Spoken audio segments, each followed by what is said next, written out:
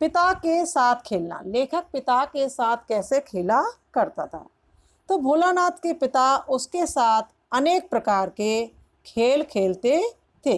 किसके साथ? भोलानाथ के साथ। कभी उससे कुश्ती लड़ते और कभी जानबूझकर उससे हार जाते थे। लेखक उनकी छाती पर चढ़कर उनकी लंबी लंबी मूछें उखाड़ने लगता था। किनकी? अपने पिता की। कभी वे लेखक के गालों पर खट्टा मीठा चुम्मा लेते थे। लेखक कौन? भोलानाथ। कभी अपनी दाढ़ी मूछ लेखक के गालों पर गड़ा देते और उसके द्वारा मूछें नोचने पर, किसके द्वारा? भोलानाथ के द्वारा अपने पिता की मूछें नोचने पर वह झूठ मूठ रोने लगते। कौन रोने लगते? उसके पिता झूठ मूठ रोने लगते। लेखक के पिता झूठ मूठ रोने लगते। ये देखकर लेखक हंसने लगता।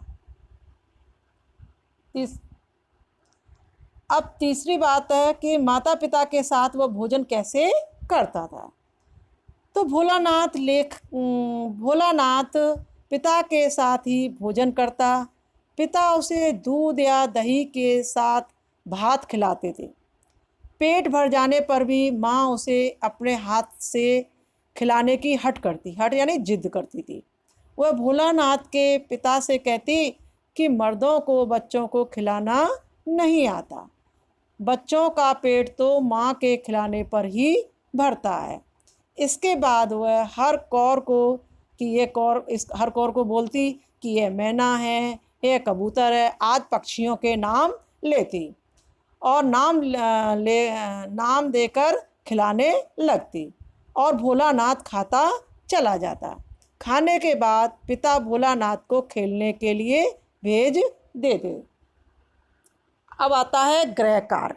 गृह कार्य में मैंने कुछ प्रश्न दिए हैं जिनको आप पढ़ेंगे और पढ़ करके उनके उत्तर खोजेंगे। तो पहला प्रश्न है, माता का अंचल पाठ के लेखक का वास्तविक नाम क्या था?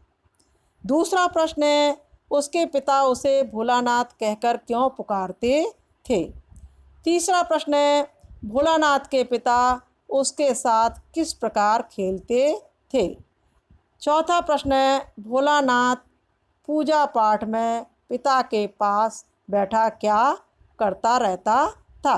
तो इन प्रश्नों को आप खोजेंगे और अपनी कॉपी में लिखने का प्रयास करेंगे।